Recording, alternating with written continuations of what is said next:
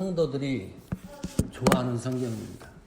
가정이나 직장이나 사업터에 그 말씀이 걸여놓고 대다수 크리스찬들이 좋아하는 성경입니다. 목사님들도 좋아합니다. 저도 이 본문을 가지고 설교를 두세 번 했습니다.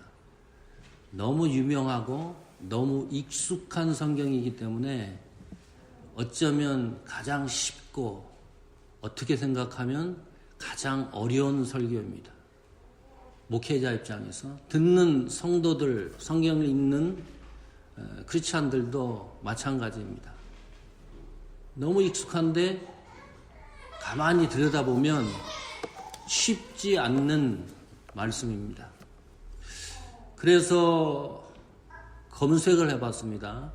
해설서도 보고 목사님들 설교를 어떻게 하시는지 그 본문을 가지고 쭉 살펴봤더니 설교하는 그 내용 이해하는 것이 거의 대등합니다. 동등합니다. 자, 여러분 지칩니까? 또 힘든 일이 있습니까? 어려운 일이 있습니까? 그래도 우리 항상 기뻐합시다. 기도하는 일을 쉬지 맙시다. 그리고 항상 범사에 감사합시다.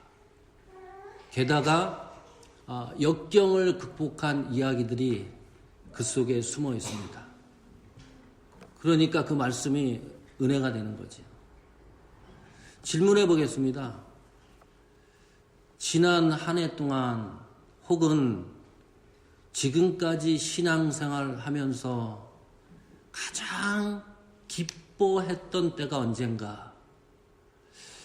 우리가 쉬지 말고 늘 기도를 하는데 내가 하는 기도 제목이 어떤 기도 제목을 가지고 가장 많이 기도를 할까? 지금까지 살면서 내 생애 최고의 감사는 무엇일까? 생각해 보십시오. 대다수 이렇게 이야기를 합니다. 잘 되는 걸 얘기합니다.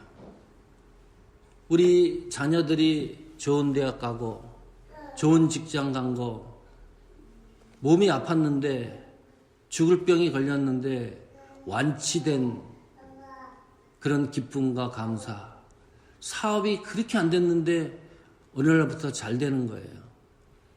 그 기뻐하고 또 기도할 수 있고 감사할 수 있는 조건들입니다. 그런데 지난 한 해 동안에 그리고 지금 오늘 이 순간 최고로 최악의 조건을 만난 성도들도 있습니다. 뒤로 넘어졌는데 뒷머리가 깨져요. 뒷머리만 깨지는 게 아니라 앞에 코까지 깨집니다. 사방이 막혀 있습니다. 그렇게 잘 되던 사업이 단 1센트도 건지지 못하고 망한 성도들도 있습니다. 소화가 안 됐는데 병원에 갔는데 진찰을 해봤는데요. 위암 4기 말기입니다. 자녀들이 마약을 하고 감옥에 가는 경우도 있습니다. 아니, 누구는 잘되고 기뻐서 감사하고 기도하는 조건들이 수북한데 왜 나에게는 이렇게 힘든 상황들이 계속 벌어질까? 이 문제들이 왜 해결되지 않을까? 왜 그럴까요?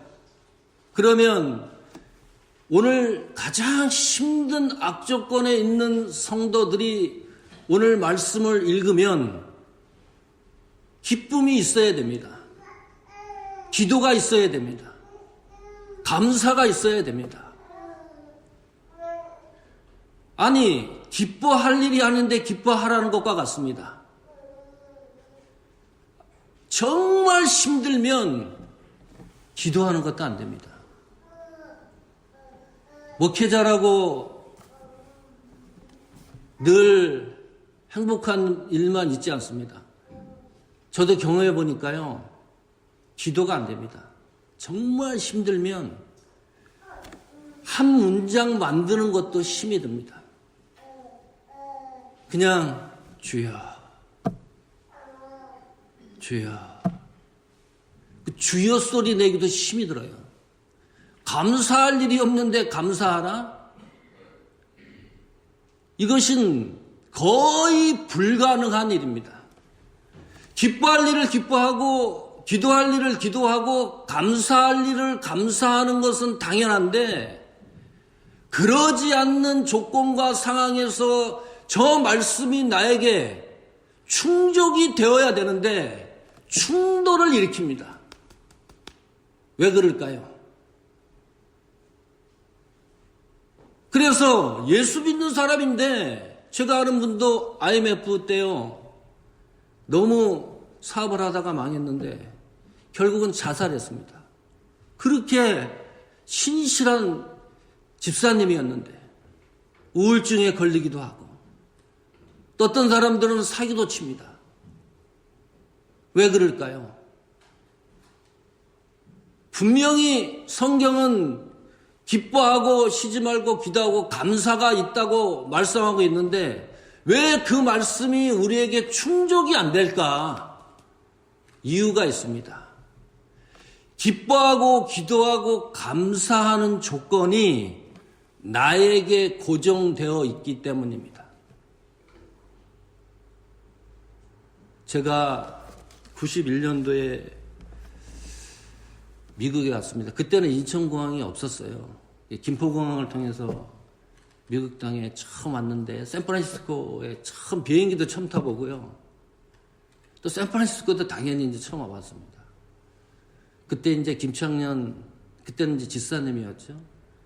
김현덕 집사님을 만났습니다. 세월이 쭉 흐르다가 장로님이 임직하신다고 그래서 꼭 오고 싶었는데 한국에 가 있는 바람에 참석을 못했어요. 너무 서운하더라고. 그래서 북가주 올 기회가 있어서 우리 장로님 심호하시는 교회에 예배를 참석하고 돌아가면 참 행복하겠다. 그렇게 하고 올라왔는데 이건 판이 엄청 커졌습니다. 주일날 설교, 이 주일날 강단 보통 목사님이 허락을 잘 안 합니다. 조영기 목사님 오시면 할까? 예, 제가 뭐 그렇게 대형교회 목사도 아니고요. 또 부흥 강사도 아니고요. 아주 작은 교회 섬기고 있는데 그 신태환 목사님 이 폭과 깊이가 얼마나 클까를 생각했습니다. 그렇게 생각을 하다 보니까 기가 팍 죽는 거예요. 그러면서 야, 신목사님 교회에서 신앙생활하는 분들 참 행복하겠다. 예. 제가 오늘 그 설교를 하는데 더듬거나 그런 일이 있으면 신목사님한테 제가 기가 눌려가지고 그렇게 설교를 한다 생각을 하시고 네, 이해를 하셔야 됩니다. 원래 더듬는데 그만큼 이 자리가 가슴으로 좀 떨리는 자리입니다. 자, 좀 더 집중해 보겠습니다. 항상 기뻐하라, 쉬지 말고 기도하라, 범사에 감사하라. 저기서 가장 중요한 문구는 어떤 문구입니까? 생각해 보시죠. 16, 17, 18절에서 가장 중요한 단어 문구가 어떤 걸까? 한번 말씀해 보십시오. 감사하라. 예. 또 하나님의 뜻이다. 또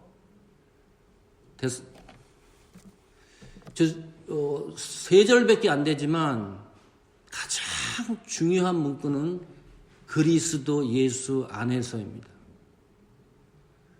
저 그리스도 예수 안에서라는 문구 단어가 내 눈에 들어오지 않으면 16, 17, 18절을 절대로 이해할 수 없습니다. 내 속에서 저 말씀이 역사가 일어나지를 않습니다. 왜냐하면 기뻐하고 기도하고 범사에 감사하라는 이 말씀의 조건이 예수 그리스도 안에서이기 때문입니다. 그러니까 내 상황이 아니에요. 나에게 있는 게 아니에요. 나의 환경에 있는 게 아니에요. 그리스도 예수 안에서 저런 사건과 일들이 일어난다는 거예요. 다시 말하면 이 말은 나의 건강과도 관계가 없습니다. 내가 사업이 잘 되든 실패하든 관계가 없습니다. 내가 몸이 아픈 것과도 관계가 없어요. 내가 잘 배우건 못 배우건 그런 것과도 관계가 없습니다. 나이가 많고 적고가도 관계가 없는 일들입니다. 왜요? 기뻐하고 기도하고 감사하는 조건이 예수 그리스도 안에 있기 때문입니다. 이거를 놓치면 그 말씀의 역사가 우리 신앙생활 속에 약화되는 거죠. 그래서 익숙한 성경을 조심하라는 거예요. 너무 유명한 성경을 너무 관습적으로 받아들이는 데 있습니다. 자, 또 하나가 있습니다. 항상 기뻐하고 기도하라 범사에 감사하라는 이 말씀은 저렇게 단독적으로 세 구절이 떼어져서 설명되어져야 될 그런 말씀이 아닙니다. 그 전에 데살로니가전서 16절 이전에 나오는 그 성경들을 읽어봐야 16, 17, 18절 말씀이 이해가 되는 거예요. 거기 이렇게 기록되어 있어요. 13절에 보니까요. 자, 사랑 안에서 사람들을 귀히 여기고 화목하라. 또 14절에 보니까 규모 없는 자들을 권계하고 마음이 약한 자들을 안위하고 힘이 없는 자들을 붙들어주고 모든 사람을 대하여 오래 참으라. 또 15절 보면 악을 악으로 갚지 말고 오직 피차 대하든지 모든 사람을 대하든지 항상 선을 쫓으라. 그리고 16절에 항상 기뻐하라입니다. 자, 지금까지 말씀드렸던 12절, 13절, 14절, 15절의 이 말씀의 내용을 한 문장으로 얘기를 하면 이웃을 내 몸처럼 사랑하라. 그런 말씀이에요. 좀 더 가보겠습니다. 마태복음 5장에는 더 구체적입니다. 내 이웃을 내 몸처럼 사랑하는 것이 이렇게 표현을 해놨어요. 마태복음 5장에는 읽지 않았지만, 자, 오른뺨을 맞으면 왼뺨도 맞으래요. 누가 나한테 와갖고 속옷을 달라 그러면 겉옷을 벗어줘 주라고 합니다. 오리를 같이 가자 그러면 십리를 같이 걸어가자 그럽니다. 원수를 사랑하래요. 나는 잘못이 없는데 나를 핍박하는 사람을 위해서 기도하라고 말씀합니다. 세상에요, 그렇게 살면 희생을 각오하고 살아야 됩니다. 하나님 그 말씀대로 우리가 살면 바보처럼 이 세상을 살아야 돼요. 제발 사람을 짓밟고 사람을 무시하면서 내 이득을 취하면서 살지 말라는 뜻입니다. 쉬운 게 아니에요.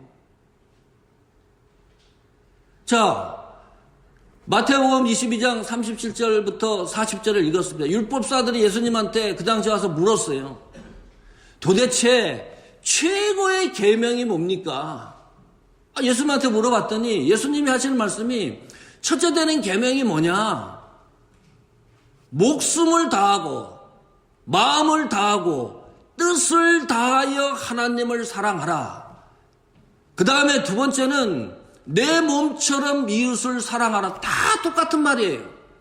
데살로니가전서 말씀하신 거, 마태복음 5장에서 말씀하신 거, 그것을 하나로 완전히 다시 정리를 하면 그것이 온 율법과 선지자의 강령이니라 그랬습니다. 신앙생활의 최고의 규범이 뭐냐? 그것이요, 하나님을 사랑하는 것과 이웃을 사랑하는 것, 이 두 가지입니다.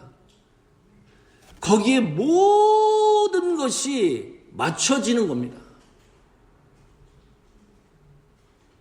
그것도 마음과 목숨과 뜻을 다하여 하나님을 사랑하는 것이죠. 내 몸처럼 이웃을 사랑하는 마음이 없으면 선교 지역 가서 선교사님들이 활동하지 못합니다.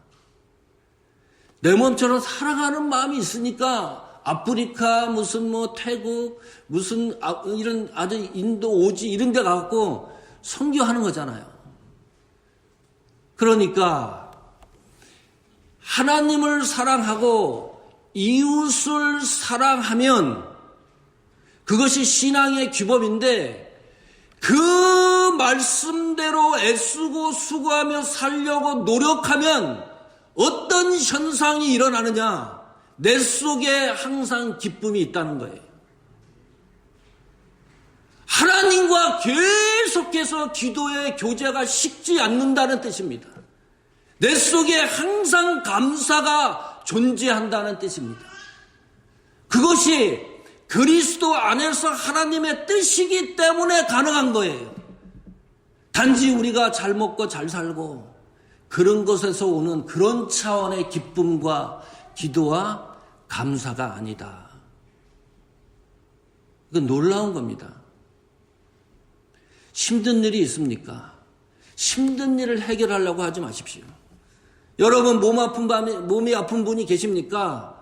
그 몸 아픈 것 때문에 너무 힘들어하지 마세요. 사업이 안 됩니까? 정말 먹고 사는 게 힘이 듭니까? 방법이 있어요. 하나님을 죽도록 한번 사랑해 보십시오. 이웃을 사랑해 보십시오. 하나님이 주시는 기쁨과 기도와 감격이 내 속에서 살아 움직이기 때문에 몸이 아파서 죽을 지경인데도 좌절하거나 실망하거나 넘어지지 않습니다. 1910년도가 불행한 날입니다. 아침에 일어나 보니까요, 대한민국이 사라졌습니다. 우리나라가 일본의 합병이 됐습니다. 나라가 없어졌어요. 아침에 일어나 보니까 우리 조선이 사라졌습니다. 1932년부터 일본이 신사참배를 강요했습니다. 이 신사참배는 국민 의례다, 종교의식이 아니다.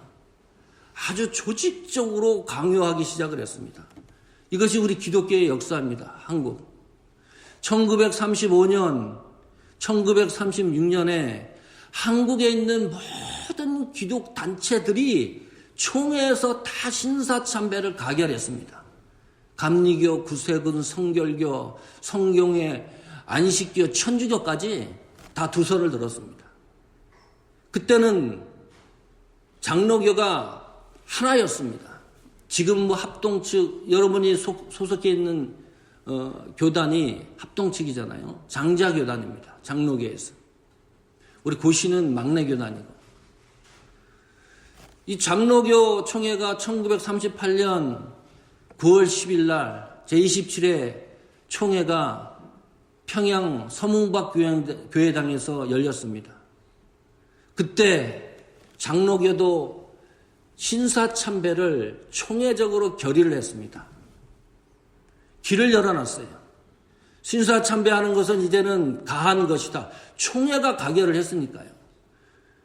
그 총회가 끝난 다음에 김기창 목사님을 위시해서 총회에 참석했던 사람들이 평양 신사에 가서 절을 하는데 카메라 앵글에 잡혔습니다. 모자를 벗고 완전히 90도입니다. 인터넷에 한번 찾아보십시오. 그때 우리나라 기독교 인구가 40만입니다. 그래도 신앙의 절개를 지켜나가려고 했던 사람들이 총회 가결 이전부터 신사참배를 반대했던 사람들이 옥고를 치르고 있었습니다. 평양성무소에서 7년 동안 옥고를 치르다가 주기철 목사님은 순교했습니다. 평양성무소의 한상동 목사님, 주남선 목사님 5년, 4년 동안 옥고를 치르고 있었습니다. 조수옥 전도사님, 그 당시 24세 여성입니다. 목사님만 있던 것이 아닙니다. 이현석 장로님도 계십니다. 장로님이에요. 조수옥 전도사님이 8.15 강복과 함께 추록을 했는데 그 감옥 상황을 이렇게 설명했습니다. 변기통에서 생활하는 것과 같았다. 똥통에서 생활하는 것과 같았다. 얼마나 추웠는지요. 모포가 막 얼음덩어리처럼 굳었답니다. 이현석 장로님은 몸이 너무 아파가지고 병보석으로 풀려났습니다. 그때 주기철 목사님 사모님, 한상도 목사님 사모님이 국수 한 그릇을 대접해 줬습니다. 그 국수 한 그릇을 먹고 이제야 살 것 같다.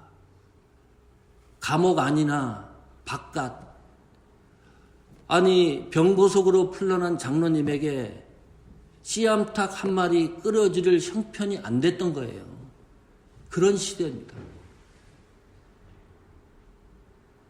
그리고 다시 이영석 장로님은 감옥에 들어가서 끝내 광복 3개월을 남겨놓고 감옥에서 순교했습니다. 왜 그래야 돼요? 왜 이렇게 신앙생활 해야 됩니까?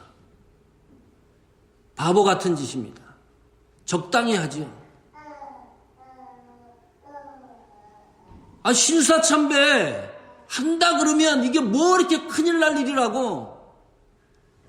나는 신앙의 절개를 지킨다고 내 목숨을 벌어가면서 감옥에 들어가고 죽어야 합니까?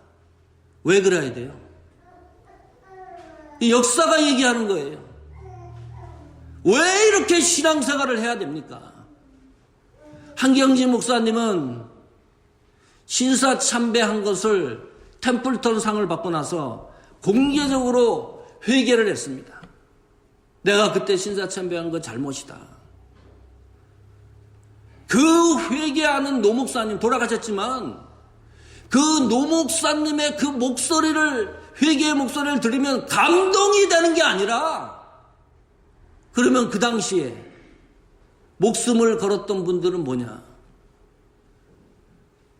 종교연합운동을 또 한경진 목사님이 진행했습니다.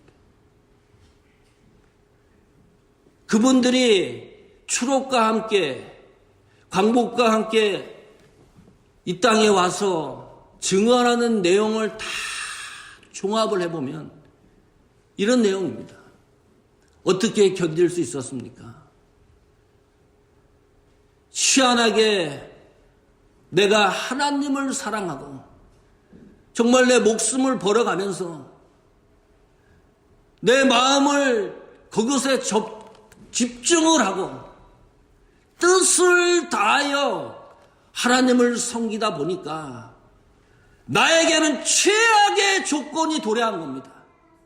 다른 이유가 아니에요. 예수님을 잘 믿어보겠다고 하는데 내가 하나님을 내 목숨과 마음과 뜻을 다하여 사랑해 보겠다고 결심을 했는데 내 상황이 최악입니다.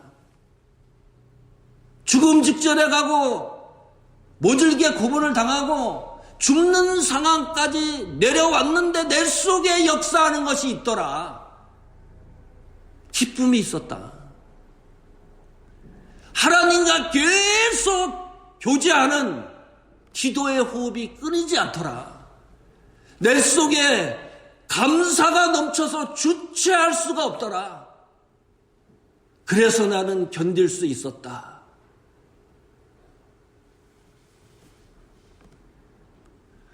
이것이 데살로니가서 전서 항상 기뻐하라, 쉬지 말고 기도하라, 범사에 감사하라가 내 속에서 역사하는 하나님 말씀의 효력의 능력입니다. 그럼 지금은 없나요? 지금은 그런 분이 없나요? 우리가 오렌지에 사는데 신창은 내과가 있습니다. 두 분 다 의사예요.